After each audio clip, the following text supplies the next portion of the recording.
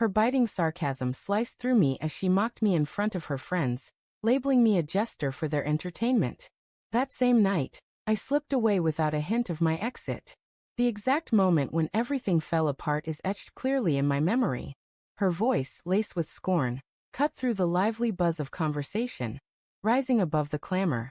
We were at an opulent rooftop bar she loved, a place brimming with overpriced cocktails and patrons whose laughter echoed too loudly, craving attention.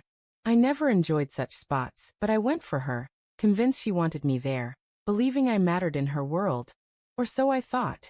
The evening started like countless others. She had asked me to join her group of friends, some co-workers, a few old college pals, most unfamiliar to me. I assumed she wanted me by her side as her partner, her trusted companion, perhaps someone she valued. That illusion crumbled almost instantly. The group was already deep into their drinks when I arrived, and as I took a seat beside her, I brushed a soft kiss against her cheek. She barely acknowledged it, flashing a quick, dismissive grin, as if I were a trivial afterthought. At first, I brushed it off, thinking she was swept up in the festive mood or perhaps a little drunk. But then the taunts began. Someone asked how we'd met, and I started to share a playful tale about us reaching for the same book in a crowded bookstore. Before I could finish, she cut in with a sharp chuckle saying, "Don't believe his story." He followed me around that store like a lost puppy for ages before he mustered the courage to speak. The group burst into laughter. I managed a strained smile, hoping to keep the mood light, assuming it was just harmless teasing. But the barbs kept coming. Every question aimed at me. She answered with a cruel twist. My job? He tinkers with computers or something, staring at screens like it's important. My cooking?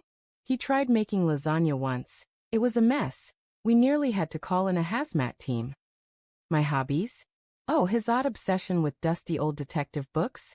He thinks he's some kind of sleuth. Each remark sparked louder laughs, and she soaked up their approval, never once glancing my way. At that table, I wasn't a person. I was her fool, her evening's amusement. I excused myself to the bathroom, desperate for a moment to gather my thoughts.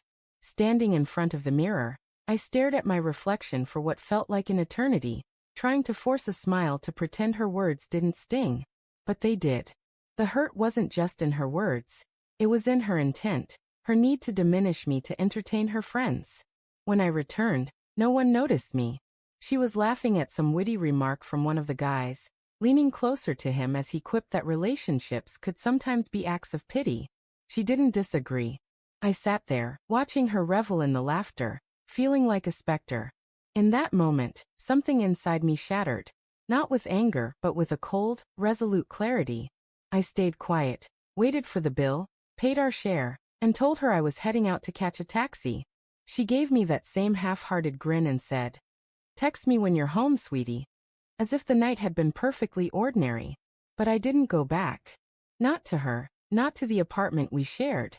I'd packed a bag weeks earlier, not because I predicted this precise moment, but because I'd felt a change in her. The warmth had vanished. The affection had stopped.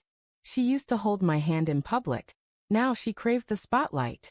I was fading into a shadow of myself in her presence.